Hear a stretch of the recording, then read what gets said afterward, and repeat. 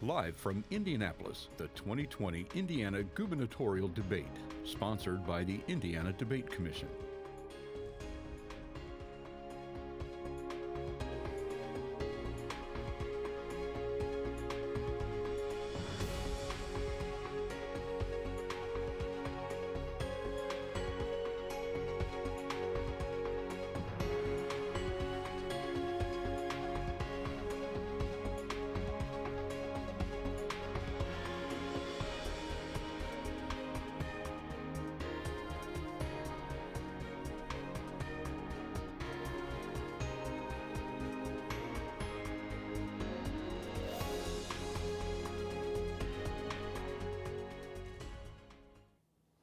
Hello and welcome to the first of two debates of the independent, nonpartisan Indiana Debate Commission.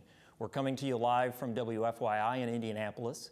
We'll be hearing from the three candidates on the ballot who want to be your governor. They are incumbent Republican Eric Holcomb, Democratic challenger Woody Myers, and Libertarian challenger Donald Rainwater. Candidates, thank you for joining us and giving voters an opportunity to hear from you. My name is Andrew Downs. I'm the director of the Mike Downs Center for Indiana Politics at Purdue University, Fort Wayne, and a member of the Debate Commission. I will be moderating the debate. Like so many things these days, we've had to make a few modifications to this debate because of the coronavirus. The candidates and I are in the building at WFYI, but we are in separate spaces. So in other words, we're holding a virtual debate. People from around the state submitted hundreds of questions covering more than 90 topics to the Indiana Debate Commission. The questions for tonight reflect some of the topics covered most frequently. None of the questions or the topics have been shared in advance with any candidate. Candidates will be given 1 minute to make an opening statement. After that, questions will be asked of all three candidates. Each candidate will have 1 minute to respond. Candidates may request an opportunity for a 30-second rebuttal. The order for answering questions will rotate. If a candidate exceeds the time limit, the rules state that I shall interrupt and remind everyone of the agreed upon time limits. The order in which the candidates will answer the questions was determined by a drawing conducted by the Debate Commission. And now for the opening statements. We'll be hearing from Woody Myers first. You have 1 minute. Good evening, fellow Hoosiers. I'm Dr. Woody Myers. I'm a physician and your former Indiana State Health Commissioner. Together with Representative Linda Lawson, I'm prepared to lead our state in a new direction. I'm prepared to do all that we can do to get us through this global pandemic. You know, we are in the midst of a recession as well. In this recession, we have not had the leadership required from our current governor. He hasn't taken the action steps that are needed.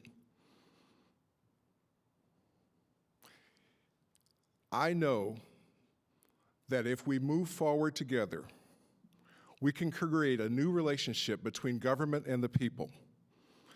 If you elect me your new governor, I know that we can do a much better job for the citizens of this state. I will reappoint Secretary of Education, Superintendent Jennifer McCormick. She has been and will continue to be an outstanding leader for our state. Thank you, Dr. Myers. Next, we will hear from Governor Eric Holcomb. You have 1 minute. Good evening, Hoosiers, and thank you, Andrew, and thank you to the Indiana Debate Commission for making all the adjustments necessary to make sure the show would go on and we could have this after-dinner conversation. I also want to thank every Hoosier that is watching tonight, and even the Hoosiers that aren't watching, because it is they who helped us create such positive forward momentum over the last 4 years. We created momentum and job creation and all-time high wages through the Indiana Economic Development Corporation, capital investment. We made sure infant mortality rates were finally going down and adoptions were going up. We made historic investments in our K through 12 education space and in our infrastructure space. But Suzanne Crouch and I feel like we're just getting started after 4 strong years of forward momentum. And I'm excited and anxious to talk about that vision going forward. Thank you, Governor. Finally, we will hear from Mr. Rainwater. You have 1 minute. Good evening. In this present crisis, government is not the solution to our problem. Government is the problem. 40 years ago, President Reagan spoke those words. And today in Indiana, Hoosiers realize that they are just as relevant today as they were when he spoke them. We have crises in Indiana. We have a health crisis. We have an education crisis. We have an economic crisis. But most of all, we have a crisis of government. We have a government that wants to tell us what to do, not give us the information we need to make the choices in our lives. We live in a constitutional republic where we should tell government what we want, not the other way around. Thank you, Mr. Rainwater. It shouldn't come as a surprise to anyone that education was one of the most popular topics, and it also probably won't surprise anyone that many of the questions dealt with teacher pay. The first question, a teacher from Jeffersonville asked, "I'm a proud resident of Jeffersonville and a teacher of 10 years. I look forward to the day I get to send my twin boys, now 2 years old, to the public schools in my city. However, I continue to work and teach in Kentucky because of the superior pay, benefits, and retirement, and I'm not alone.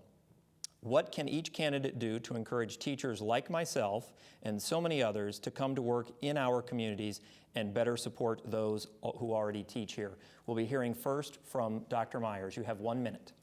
First of all, we can listen to the teachers who've told us now for many years that their pay is substandard.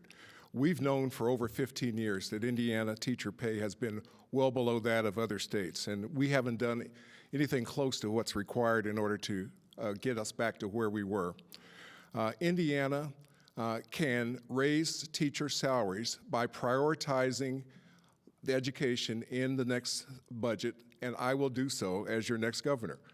It is clear to me that unless we do that, we're going to continue to lose teachers to Kentucky, to Illinois, to Ohio, and from the profession altogether. We can stop wasting money as well on entities like Indiana Virtual Schools, where approximately $70 million was wasted because no one was paying attention to the expenditures. And now there's a criminal investigation underway. We can do so much better for our teachers in our state. Thank you, Dr. Myers. Next, we'll be hearing from Governor Holcomb. You have 1 minute. I appreciate the question, and we are hard at work at this. Indiana rightly prioritizes our public school education. We allocate over 50% of our total revenue, our budget, state budget, to education. Now, that doesn't mean that we're there yet. The good news is, since Suzanne and I were sworn in, we've already increased K-12 funding $1.6 billion. We paid off local liabilities to the tune of $150 million so that money could get to teacher paychecks. We worked with school superintendents and principals, and they said they heard us and they would get it to teacher paychecks. They were true to their word, and they did.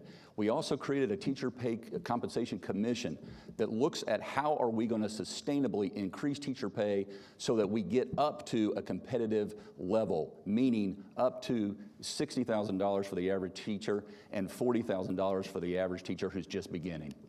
Thank you, Governor. And finally, Mr. Rainwater, you have 1 minute. Thank you. So first of all, we need to realize that one of the problems that we have here in Indiana is that we have over-politicized education, and we are spending way too much time talking about how big government can provide education and pay teachers. What we really need to do is get our education system decentralized and get control back to the parents, the teachers in the classroom, the local school boards and school districts who are able then to take the money that is allocated for education instead of it being spent on big bureaucracy here at the State House.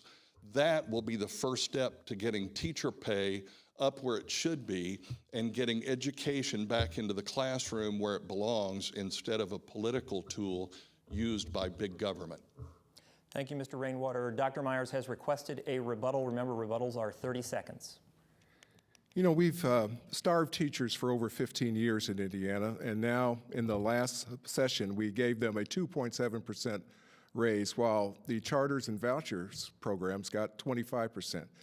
It's like giving a sandwich to a starving person after 15 years, it tastes good, but it certainly doesn't do the job. It doesn't get us back anywhere close to where we need to be.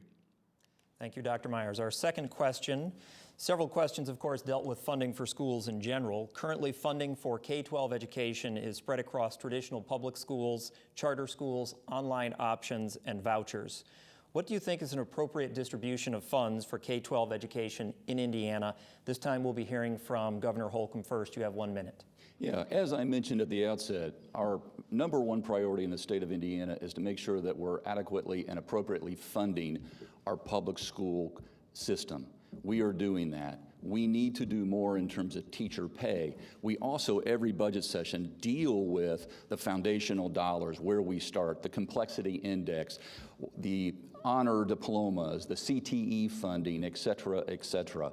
And that's what will occur in January as we go forward. Now, we made historic progress, but I'm so excited about continuing to make sure that parents have the option to best determine where their student goes. By the way, charter schools, mostly in the state of Indiana, are public charter schools. That's of special note, meaning that parents get to decide.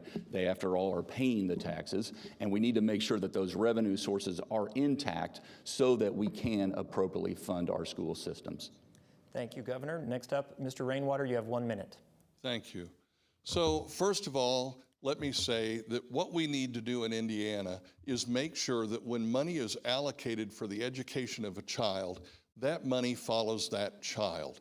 It doesn't matter what educational opportunity, whether it's public school, private school, charter schools, online schools, or any innovations in education in the future.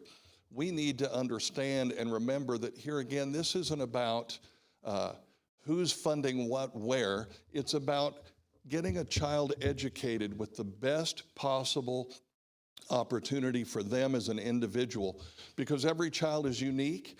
They need unique educational opportunities, and we need to make sure that it is funded for them as long as the state constitution says we're providing common schools. Thank you. Thank you, Mr. Rainwater. And last but not least, Dr. Myers, you have 1 minute. You know, back in, I think it was 2005, 2006, we had a funding formula in the state of Indiana that worked, but we changed it, and we changed it to punish the urban schools, the schools that were in the big cities, and we've allowed that deficit funding to just increase those differences over the last 15 years to a terrible extent. Now that we have the superintendents of education throughout our state creating referendums in order to get the communities to fund the dollars that are required. The state should be providing those dollars. We're just not putting enough into the system.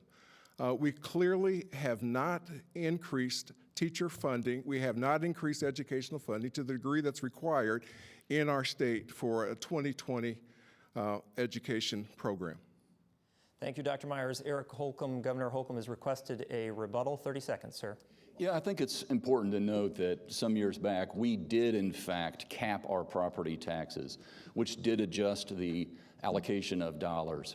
We did that to provide certainty because people were being priced out of their homes. Now, we have continued to increase K through 12 funding, and we have worked recently, again, $1.6 billion since 2017, and even protected 100% of funding in a year like this year during COVID-19. We'll continue to honor our commitment to our public school system as we go forward. Thank you. Mr. Rainwater, you also wanted a rebuttal, 30 seconds. Thank you.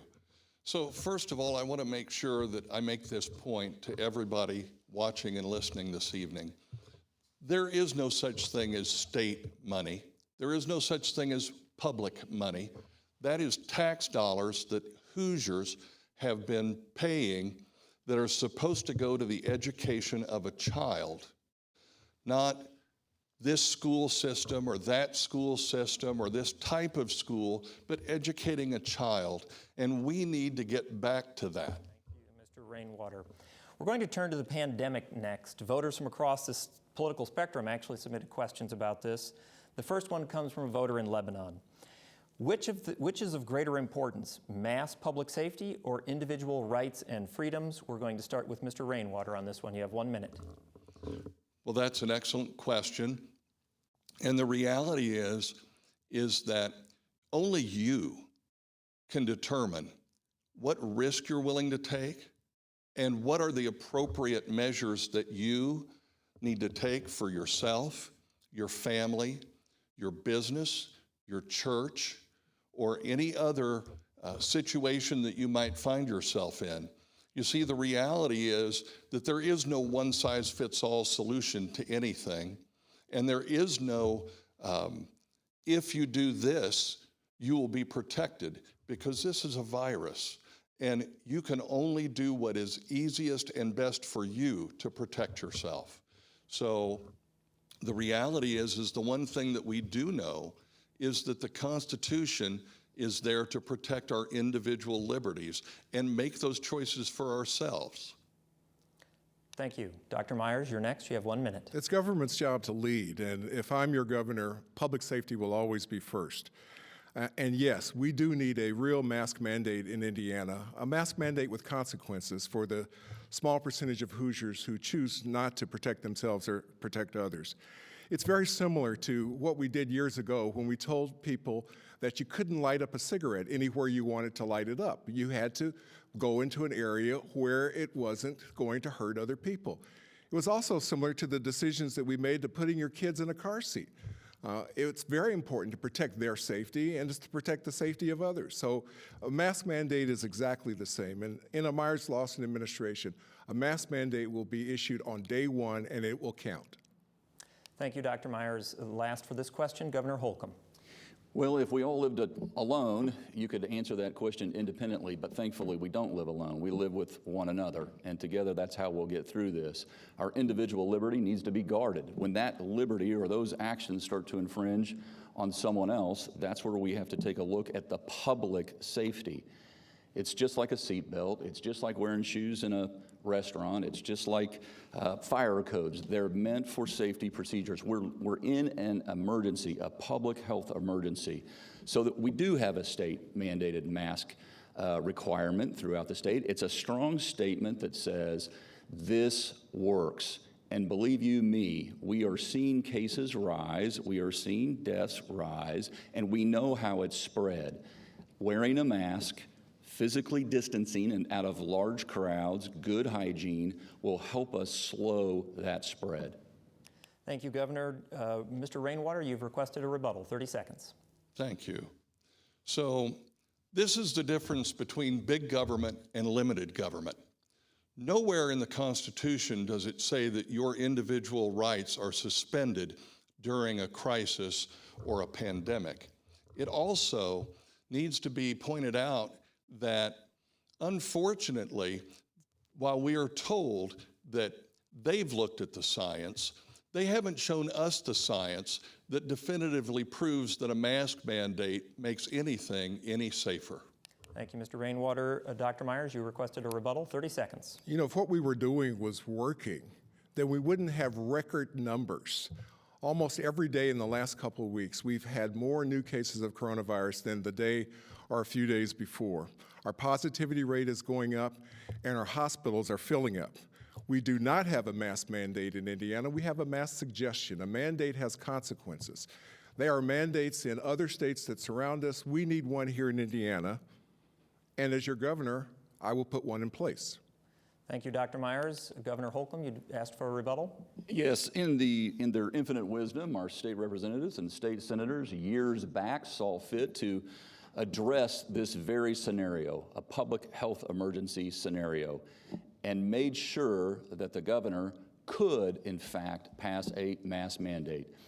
I'm also very appreciative of our federal partnership with the administration, who have, through the CDC and others, provided us guidance how to get through this, and will continue to make sure that we correctly balance lives and livelihoods. Thank you, Governor. We're going to move on to our fourth question now. This one will be about taxes, of course, a topic that comes up rather frequently. One Libertarian voter wrote, "Taxes are a necessary tool to fund a civil republic. Regardless of how necessary we think they are, they often get discussed in terms of winners and losers." So a person from Kokomo asked, "Can you specifically outline your plan for tax revenue?" That would be sales tax, corporate and individual income taxes, as well as other sources, but be sure to include who you think benefits the most and who does not under your plan. For this question, we'll be going to Dr. Myers first. You have 1 minute. You know, the corporations in Indiana recently have been benefiting the most because their tax rates have been going down, whereas individual income taxes have remained the same. You know, we've got to have tax revenues in Indiana in order to do the things that are required of government. And as your governor, we'll take a very careful look at all the various revenue sources. We'll prioritize the expenditures that give us the most opportunity to improve public safety, and we'll make sure that we are efficient in how we manage the government such that we don't waste tax dollars, as have been done often in the past 15 years. As your next governor, that will be my priority. Thank you, Dr. Myers. Governor Holcomb, you're next. You have 1 minute. Well, that's the beauty of our system. This is every year we come to the General Assembly and your elected state representatives and your state senators and the governor have this discussion about where dollars will be allocated, usually during this upcoming session, the long session, the budget session in January. Our corporate income tax, by the way, is going down to 4.9%. Our individual income tax is 3.2%. The Tax Foundation has ranked Indiana in the top 10 in terms of our tax environment in the nation. So what we seek to do ultimately is make sure that Indiana remains a great state for businesses, for individuals to invest in, so we grow. That's where our pro-growth policies really pay off for Hoosiers, being a low cost of doing business and a low cost of living state, plus pro-growth policies on the business side equal getting ahead. Thank you, Governor. Last on this question, Mr. Rainwater, you have 1 minute. Thank you. So first of all, before we talk about taxes, what we need to do is talk about spending. And we need to realize that our state government wastes millions, if not billions of dollars a year on old processes, old systems, and just plain old fraud, waste, and abuse. And everybody knows it, they just don't want to talk about it. So first, what we have to do is we have to reduce the size and scope of our state government. We have to get government back within its means. We have to understand that then, once we have reduced cost of government, we can start doing things like eliminating the individual income tax here in the state of Indiana. 9 other states have done it. I believe that we need to do it. We can eliminate the personal property tax on your primary residence so the government can never take your home because you're on a fixed income and can't afford to pay property taxes. Thank you. Thank you. And Dr. Myers, you've requested a rebuttal, 30 seconds. I just wanted to point out that the governor could have taken action this past summer to call a special session to keep the corporate tax in Indiana at 5.5%. Instead, it's going to go down, as he suggested, to 4.9%, while Hoosiers' incomes are suffering. That doesn't make any sense, especially during this time of a global pandemic when we have a recession underway and where we have Hoosiers that are hurting every single day. Thank you. Governor Holcomb, you've requested a rebuttal, 30 seconds. Yeah, I'd just like to put a shout out to the best cabinet in America. These folks are doing incredible work. They could all be doing other things in life, extremely talented with a lot of expertise. We have modernized so many systems in our state government over the years. Our Department of Revenue, our Department of Workforce Development, FSSA, things that are touching citizens every day to make sure that we're more efficient. We've been ranked the #1 efficient state in America, by the way. Years ago, when one of my predecessors came into office, we were at 27,000 employees. We're there this year as well. We have cut to the bone. Okay, we are going to move on to our 5th question now. We're going to stick with taxes, though. Although many seniors have paid their mortgages off, they are still paying property taxes. They may face tax liens and foreclosures because of rising prices and can't make paying property taxes on a fixed come possible when they are making their other expenditures. A voter from Kokomo had this question: will you consider eliminating yearly property taxes for seniors with combined incomes under $150,000? And we will be starting with Governor Holcomb on this one. You have 1 minute. Well, years ago, under the Daniels administration, as I alluded to earlier and mentioned, we permanently in the Constitution capped property taxes for this very reason. We did 1, 2, 3 for individuals. We capped it at 1%. For farms, ag property, 2%. For businesses, 3%. For this very reason. And we just most recently, for veterans, made sure that we exempted their pensions from state income tax, again, for this very reason. Over the years, we've cut taxes 19 different times. Property taxes, income taxes, corporate and individual. The question then remains, how do you replace the revenue if you eliminate some taxes? Are you going to eliminate your public safety? Are you going to eliminate school funding? Are you going to eliminate libraries and parks, Medicaid recipients, et cetera? So it's easy to talk about doing away with something, but you need to have a plan to replace it, or citizens will suffer. Thank you, Governor. We move to Mr. Rainwater next. You have 1 minute. Well, perhaps Governor Holcomb has forgotten that the 1% cap is on your assessed value and that they can come out and reassess your property every year, which means your taxes still go up. And seniors are suffering because of that. I realize that. One of the things that I have suggested as a possible alternative to personal property tax on your primary residence is converting that to a 7% sales tax due at the time of closing on your property. That would be a plan that would actually get people out of asset forfeiture and still provide some funding under property tax dollars to the programs that need to be funded. Moreover, I just think it's very important that we realize that, Hoosiers need their money before the state needs it, and there's plenty of things that can be cut as far as corporate welfare that have nothing to do with basic services. Thank you. Thank you, Mr. Rainwater. And last on this question, Dr. Myers. There are Hoosiers, especially seniors, who are suffering and who can't make their tax bills, and we should help them. I'm hoping that the federal government will come to its senses and provide additional relief as a part of its effort to help make state and local governments whole as a part of this pandemic response. In the interim, we can become more efficient. We can reduce the number of entities that the state manages, becoming far more efficient. And if elected your governor, I'm going to go through our state budget with a fine-tooth comb, with the budget agency, with the Board of Accounts, and we're going to find all of those programs that may have been a good idea 10 years ago, but today just don't make sense during a global pandemic, during a public health emergency. And we're going to push the pause button, or we're going to push the stop button, so that we get the money that we need in order to provide for public safety, provide for the needs of people, because in my campaign, our motto is people over politics.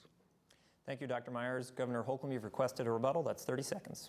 Yeah, just a quick note to, again, point out that U.S. News and World Report ranked the state of Indiana the #1 state in the country in terms of efficiency and transparency. So the good news is we've been at this, rooting out and wringing out fraud, waste, and abuse, going on plus 15 years, 16 years, and we'll never stop. That's why we do modernize all of our systems to make it more customer-friendly, that interface for those essential services that government is required to deliver.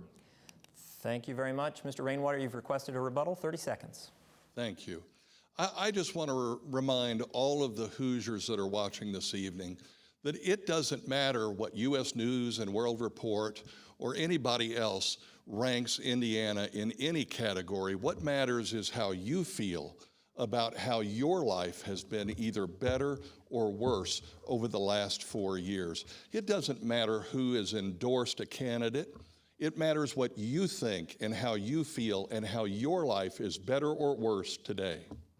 Thank you. Mr. Rainwater, and Dr. Myers has also requested a rebuttal. 30 seconds. I just want to point out to all of those Hoosiers who've been on hold for days and hours to try to get information about their unemployment benefits that the modernization that my opponent talked about just hasn't reached the Indiana Department of Workforce Development, because anyone and everyone who has assessed that agency will tell you things are just not working there the way that they need to for Hoosiers.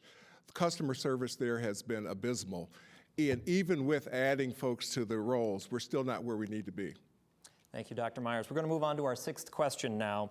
We're going to tie together economic development and the environment because a number of people who submitted questions did. More specifically, there were actually several questions from Cass County about the Wall Sustainable Products Project, which critics allege poses a significant environmental threat. How will your administration balance economic development with protecting the environment and health of Hoosiers? We will start this question with Mr. Rainwater. You have 1 minute. Thank you. So first of all, let me say that nowhere in the state constitution does it give the governor the title of economic developer in chief.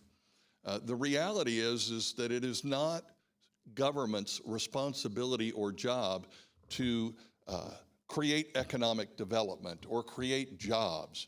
What government's job is to protect your individual rights in person and in property, which means government must make certain that we have minimal regulations that protect people's property rights from pollution, from unnecessary use of eminent domain, and ensure that people understand that government will make sure that we put people in front of corporations.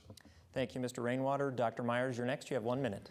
The question was with respect to the WSP plant. I've looked at the data that's available today with respect to that, and I've come out against it because there's just not enough safety information to give me the confidence that we need in order to create such a major factory that could put toxins in the atmosphere and that could hurt people. And there's been insufficient public input into the process thus far. So unless the information gets a lot better than I've seen so far, that's a plant that's going to be put on hold. Thank you, Dr. Myers. And last on this question, Governor Holcomb. Yeah, we do this every day. Actually, the governor of the state of Indiana chairs the Indiana Economic Development Corporation's board, a 15-member board, designed to work with the private sector to encourage investment in the state of Indiana. We also work with our partners at the Indiana Department of Environmental Management to make sure that there is a permit process underway, to make sure there is public input periods so that all viewpoints are considered and we make determinations based on fact. I will tell you this, it is working. Even during a global pandemic, the new jobs that have come in through the Indiana Economic Development Corporation are about 26,000 this year. In the year 2016, we did just over 20,000, 20,320 to be exact. The trick is, how do we skill up Hoosiers to fill those jobs and the other 109,000 that are unfilled right now? That's where our workforce development programs come in.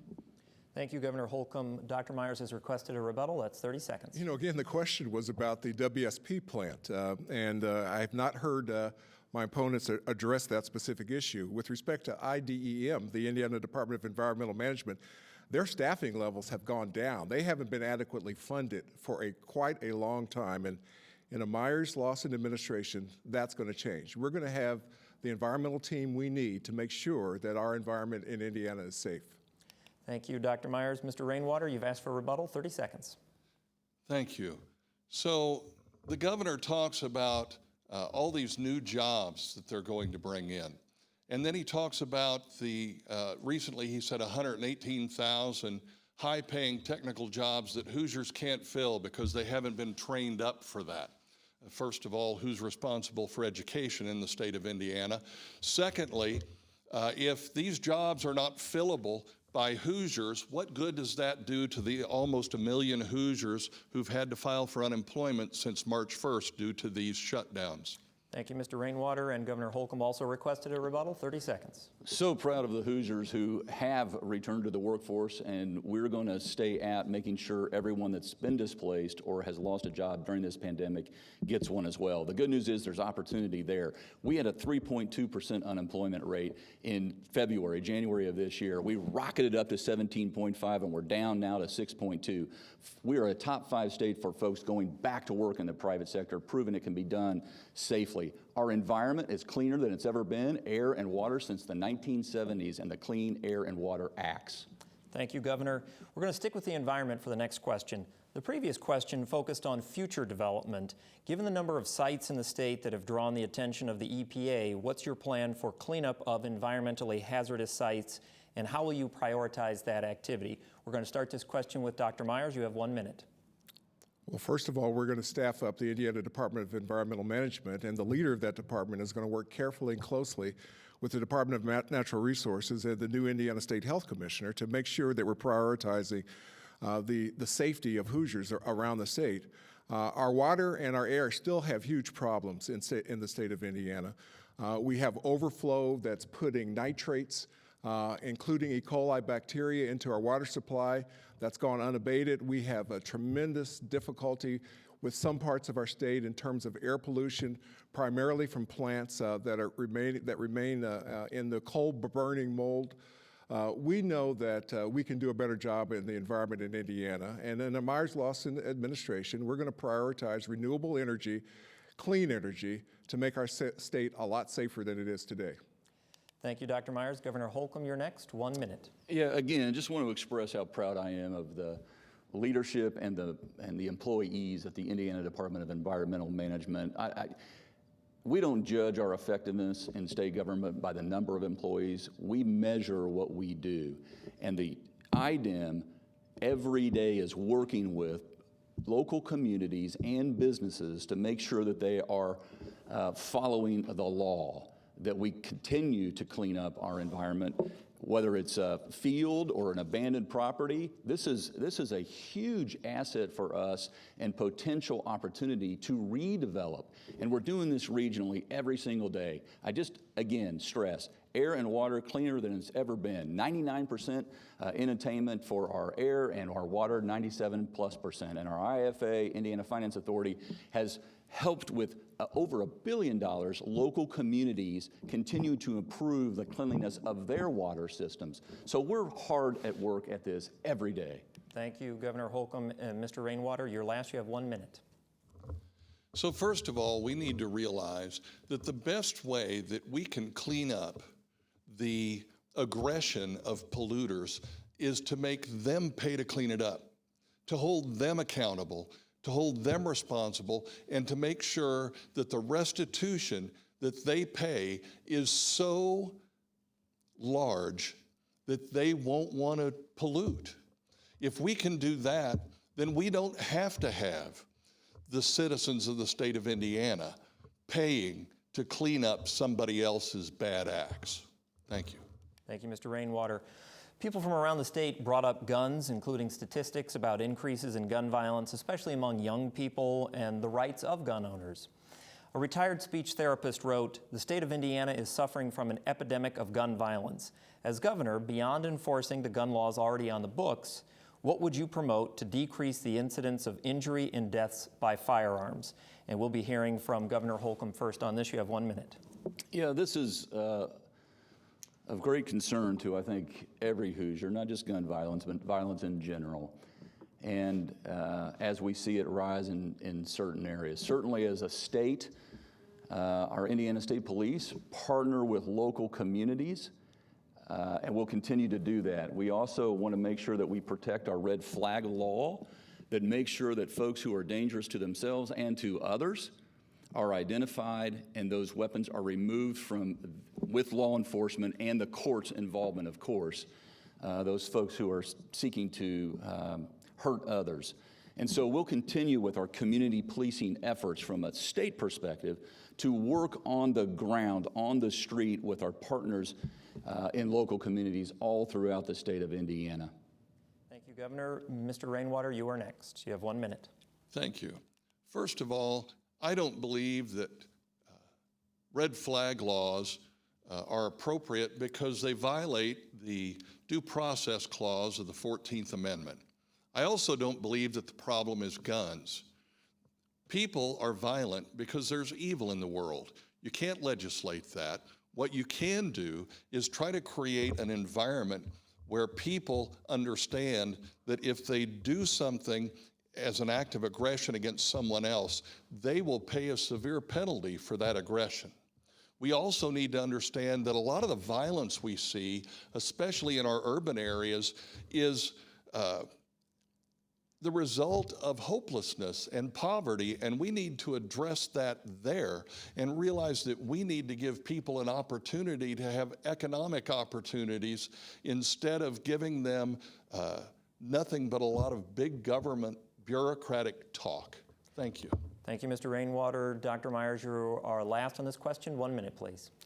You know, I'm a physician. I've spent a great deal of time in the emergency room and in the ICUs taking care of victims of gunshot wounds, and I know how tragic they can be. I've seen what happens when a parent or someone leaves a gun around and a child picks it up and uses it on a fellow child or actually even on a parent. I know what it's like to tell a parent that one of their loved ones has committed suicide using a firearm. I know that we can do a much better job on gun safety in Indiana and nationwide, and I'll fight for that as your governor.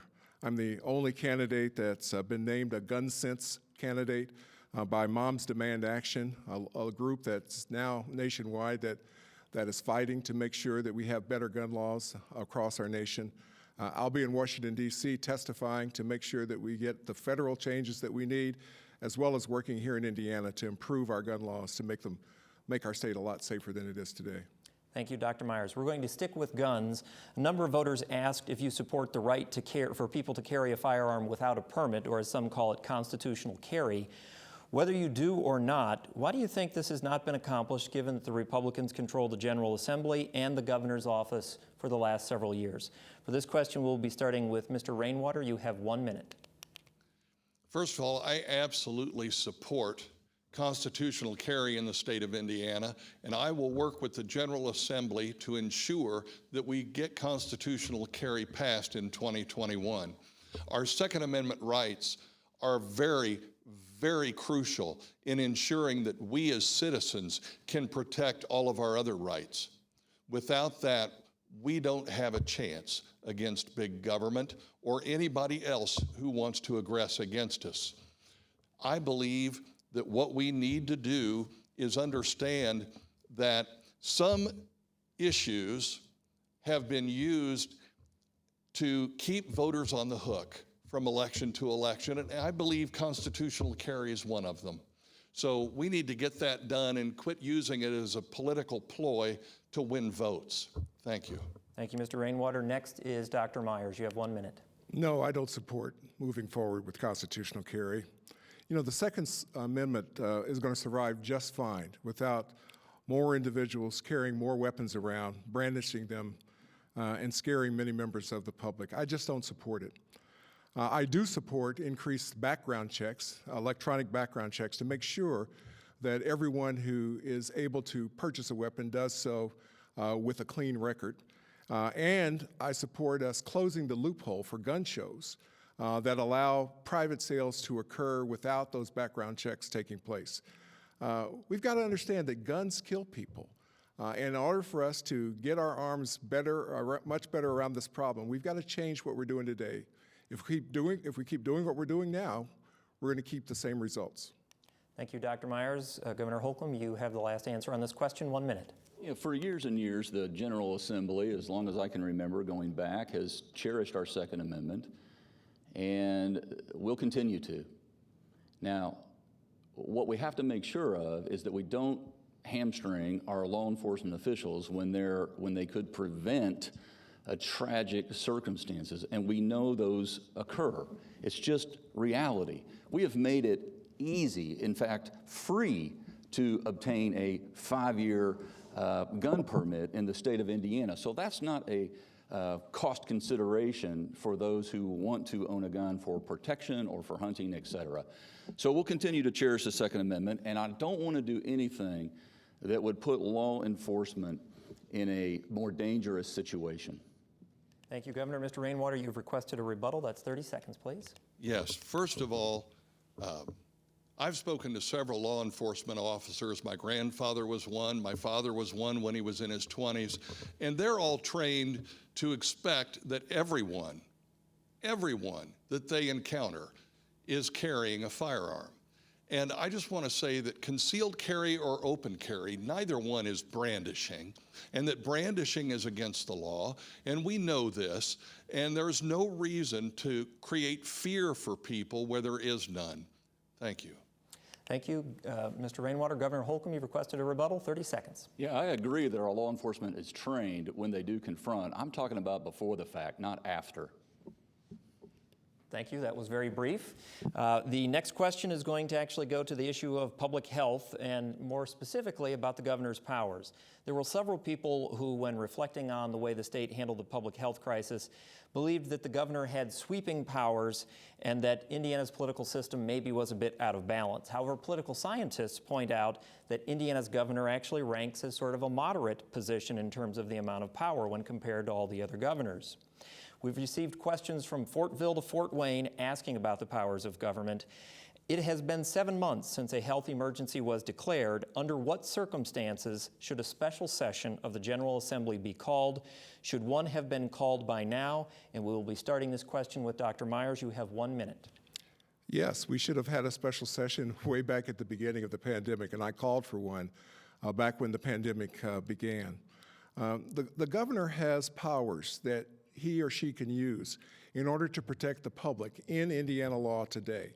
And yes, you can challenge those powers in the court, but the first thing to do is to protect the public safety. I'd leave the court battles for later. Let's do what we can do right now to protect our citizens from this virus until we have a safe and effective vaccine. And that's going to be a little bit longer. I'm going to wait until a Biden-Harris administration appoints a new director of the CDC and FDA, and that'll be very soon, in order to hear from them about the vaccines that are being evaluated. And when they are approved, I'm going to make sure that they're distributed effectively and safely throughout the state of Indiana. And then we can begin to consider relaxing some of the requirements that I will put in place immediately. Thank you, Dr. Myers. Governor Holcomb, you're next. You have 1 minute. Well, the constitutional question is not really a question at all.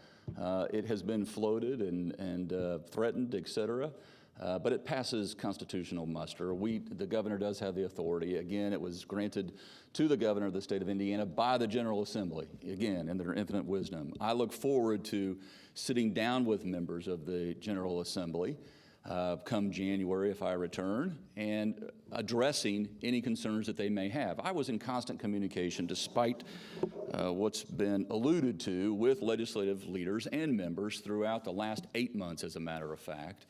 And we soon will learn how they, in fact, will meet 8 months into this come January. And so I look forward to accommodating their wishes and entertaining their thoughts on how we can improve this. This is an extraordinary time, and we've had to take extraordinary measures, again, all constitutional.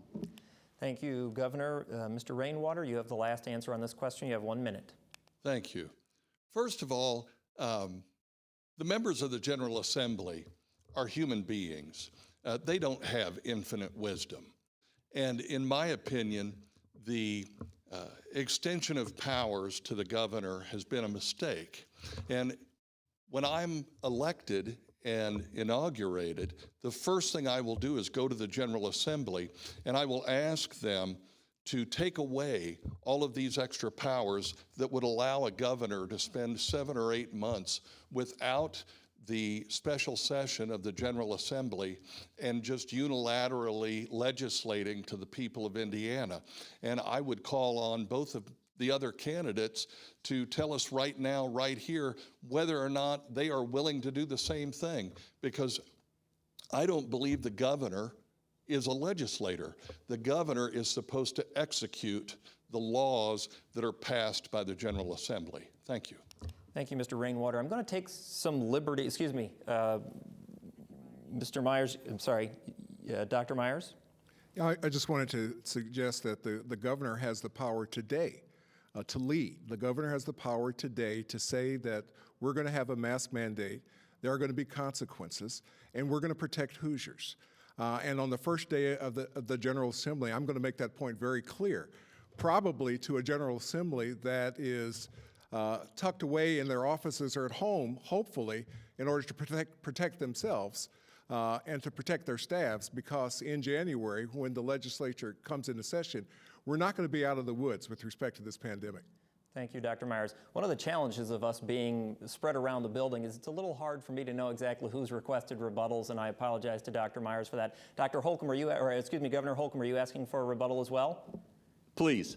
Please take one, 30 seconds. Yeah, Thank you. I'm surrounded by doctors all day long. I even call myself a doctor every once in a while.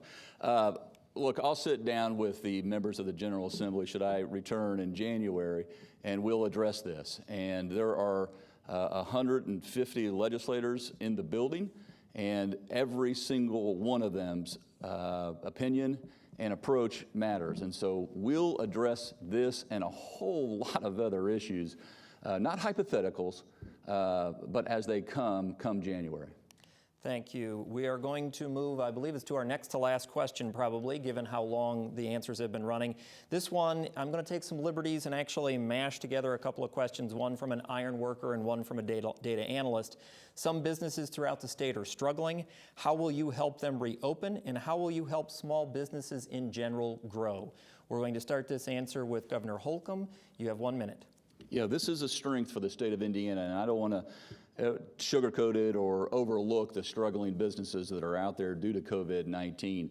We did take $30 million of the CARES Act dollars and devote it to small businesses all over the state of Indiana. We did take $200 million and make sure that we created a PPE marketplace so businesses could reopen safely. There was $9 billion that came from our federal partners, the federal government, in the PPP program, over 83,000 forgivable loans that small businesses, many of which obviously took part of. Again, what we don't want to do is give up our high ground. We've been ranked #1 in terms of small business friendliness and for entrepreneurship in the Midwest, and a top-ranked state in the country. So we have the environment and the ecosystem to grow. What we have to do is make sure that we're continuing to help build a bridge to the other side of COVID-19. Thank you, Governor. Mr. Rainwater, you're next. You have 1 minute. Thank you. First of all, COVID-19 didn't close any small businesses. Executive orders did. And unfortunately, executive orders did that said that some small businesses were essential and some were not. That some businesses provide the necessities of life and some don't. Unfortunately, every Hoosier is essential, and every small business, every business of every size, provides the necessities of life to the people who depend on it for their living so that they can pay their bills and feed their kids and make sure that they pay their mortgage. Unfortunately, that didn't matter for the last 10 months, but what we have to do is we have to reinvigorate small business by giving them their money back and letting them invest their money instead of expecting government to take money and then do what they want to with it. Thank you. Thank you, Mr. Rainwater. And Dr. Myers, you have the last answer on this question. 1 minute, please. You know, the COVID-19 has truly devastated a number of small businesses. There's no doubt about that whatsoever. And as governor, I will do absolutely everything to re-energize small business leadership in the state of Indiana by helping those with the entrepreneurial spirit cut through government red tape and get their businesses started. With the help perhaps of small business navigators, especially for the veteran-owned businesses and the women, minority-owned businesses that have had such a hard time moving forward here in our state. I'm going to change that in my administration with Lieutenant Governor Lawson. And yes, we're going to get PPE. We're going to get it at a good price, and we're going to make it available to everyone in the state. Unlike the response that we had early on, we could have gotten PPE at a lot cheaper, but we didn't. And so that's going to change as well. We're going to do the things that are going to help our state to be efficient and effective in its leadership role with respect to all businesses, but especially the small businesses, which are the engine of growth for any state, including Indiana. Thank you, Dr. Myers. There was somebody who asked for a rebuttal. I'm sorry, I wasn't sure who it was. Governor, if you would please, 30 seconds. Yes, I'll be brief. If you rewind the tape and go back to late March, we basically did have to shut down some of Indiana, so we didn't overwhelm our healthcare system because of the very fact that every Hoosier is essential. We did that, and we were very methodical about it, and that was basically the month of April. We never shut down the state of Indiana. Now, some businesses have suffered because of COVID-19 to this day. Thank you very much. We are going to move to our final question, and everybody will have about 30, maybe 35 seconds to answer this question. This question comes from a Libertarian in Brownsburg. What do you believe is the fundamental role of government, and if elected, how do you plan to fulfill that role? First, we'll be hearing from Governor Holcomb. Yeah, we are, as governor, charged with overseeing all the very agencies that interact with citizens on a hourly, minute-by-minute basis. And fortunately, the state of Indiana, over the last 16 years, has enjoyed a lot of certainty and predictability and continuity in terms of our, not just hope for the future, but our growth. We see that when it comes to our economy, we see that when it comes to our families, and we see that when it comes to our communities. We'll continue to focus on just that. Thank you, Governor. Mr. Rainwater, you have 30 seconds. So, in the Declaration of Independence, Thomas Jefferson said, "To secure these rights, governments are instituted among men." He didn't say to do economic development, or to protect you from yourself, or to protect you from a virus. He said to secure these rights. And I believe that it is government's responsibility to secure your individual rights and not infringe on them and use a crisis as an excuse. So that is, to me, the function of government. Thank you very much, Mr. Rainwater. And Dr. Myers, you have 30 seconds. You know, the Declaration of Independence also said that we should be able to pursue life, liberty, and happiness, and not every Hoosier is able to do that. You know, the question was, what should government, what should the governor do? How should we lead? How should government move forward? I'm going to appoint terrific leaders to our state agencies to get the job done. And if I wasn't clear at the beginning, I plan to reappoint Secretary Jennifer McCormick. Dr. McCormick has done a terrific job. She knows that we can do better in education in Indiana, and she'll be one of the first people that I'll sit down with to make this state better. Thank you, Dr. Myers. Gentlemen, thank you for being here to share your views on these important issues, and thank you to everyone who's watching or listening to this debate conducted by the Indiana Debate Commission. You can hear more from these candidates on Tuesday, October 27th, when they debate here again at WFYI.